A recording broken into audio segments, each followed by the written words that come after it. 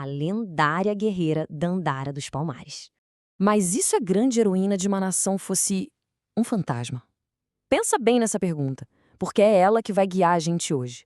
Dandara é uma figura celebrada, importantíssima, mas cuja existência parece pairar no ar, sabe? Uma presença forte, contada muito mais pelas lendas do que por documentos oficiais. E é exatamente aí que a gente encontra a verdade dela. A história de Dandara não foi escrita em papel, em cartórios. Ela foi forjada na própria resistência. Cada batalha, cada ato de coragem, cada dia de luta por liberdade, tudo isso é uma página do legado que ela deixou. Então vamos lá, para a gente entender Dandara, a gente precisa primeiro encarar o fato, o grande mistério, a quantidade impressionante de coisas que a gente simplesmente não sabe sobre ela. Esse slide aqui resume bem o tamanho do enigma. A gente não sabe quando ela nasceu, nem onde. Foi no Brasil? Foi na África? E essa falta de registro não é um acaso, né? É o resultado direto de um processo que tentou apagar a história afro-brasileira. Por isso, a história dela é quase um quebra-cabeça, montado com peças da tradição oral e menções raríssimas em documentos da época. E é aqui que a história fica ainda mais interessante. Porque, mesmo com essa falta de registros, o impacto dela foi tão gigantesco que, em 2019, o Brasil a reconheceu oficialmente, colocando o nome dela no livro dos heróis e heroínas da pátria. Pensa só, uma heroína quase fantasma, mas agora imortalizada por lei. Para a gente entender a guerreira, a gente precisa entender o reino dela. Então, sejam bem-vindos ao Quilombo dos Palmares, o coração da resistência contra a escravidão no Brasil e o palco da história de Dandara. E é muito importante entender o seguinte: um quilombo não era só um esconderijo. De jeito nenhum. Era praticamente uma nação dentro da colônia, com leis próprias, cultura própria, um lugar onde a liberdade não era só um sonho, era a realidade de todo dia. E Palmares não era qualquer vilarejo, não. No seu auge, a população chegou a 20 mil habitantes. Isso não era uma aldeia, gente. Era uma verdadeira potência, um estado negro livre aqui nas Américas. E era uma sociedade super complexa que se sustentava sozinha. Eles plantavam, faziam comércio, tinham uma estrutura de governo. Palmares era a prova viva de que o mundo sem escravidão não só era possível, como podia ser próspero. E claro, isso era uma ameaça gigantesca para o sistema colonial. E no meio disso tudo estava Dandara. E ela não era só mais uma moradora. Ela era uma líder, uma peça-chave.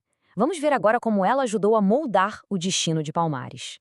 Olha, esse slide aqui mostra perfeitamente a dualidade dela. Dandara quebrava todos os estereótipos que se possa imaginar. De um lado, ela construía a comunidade, cuidava da agricultura, da família. Do outro, ela era uma defensora implacável, mestra de capoeira, estrategista militar, que liderava homens e mulheres em batalha.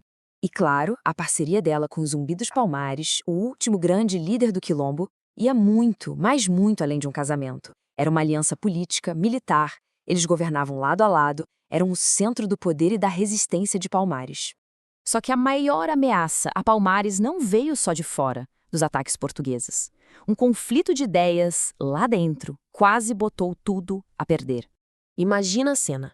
Em 1678, a coroa portuguesa oferece um acordo de paz. O líder de Palmares na época, Ganga Zumba, que era tio de Zumbi, achou que era uma boa ideia aceitar. Mas para Dandara e Zumbi, aquilo era uma cilada. Pior, era uma traição a tudo pelo que eles lutavam. O ponto crucial do conflito era esse. O acordo dava liberdade só para quem já tinha nascido em Palmares. Em troca, eles teriam que entregar qualquer pessoa escravizada que tentasse fugir para lá. Para Dandara e Zumbi, isso era inaceitável. Liberdade não se negocia. Ou era para todo mundo ou não era para ninguém. Ponto final. E a consequência dessa briga interna foi dramática. Ganga Zumba foi envenenado, em circunstâncias que até hoje são bem misteriosas. Com a morte dele, Zumbi e Dandara assumiram a liderança total de Palmares e selaram o destino do Quilombo. Resistência até o fim, sem acordo, sem concessão. E essa decisão de lutar até o fim, claro, colocou eles numa rota de colisão direta com a coroa, levando ao capítulo mais trágico e, ao mesmo tempo, mais heróico da história de Dandara. E esse confronto final chegou. 6 de fevereiro de 1694.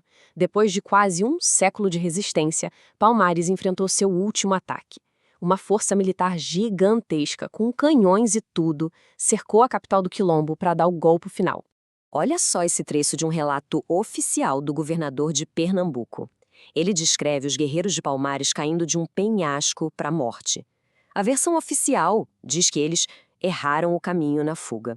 Mas será que foi isso mesmo? Um acidente? Pensa bem, quem conhecia aquele terreno melhor do que eles? A história que a resistência conta é bem diferente. Não foi um acidente, foi uma escolha. Acredita-se que Dandara estava entre esses guerreiros. Capturada, encurralada, sabendo que o destino dela seria voltar para a escravidão, ela se jogou do penhasco. Foi o ato final de uma vida dedicada a um único ideal: viver livre ou morrer. Ela preferiu a morte a voltar a sentir o peso das correntes. No fim das contas, é isso. Os detalhes da vida de Dandara podem até estar perdidos no tempo, mas o legado dela é claríssimo. Ela representa a recusa total a se curvar, a prova de que dá para construir um mundo livre mesmo debaixo da opressão mais brutal. A vida dela pode ser um mistério, mas a sua mensagem de resistência, essa ecoa alta e forte até hoje.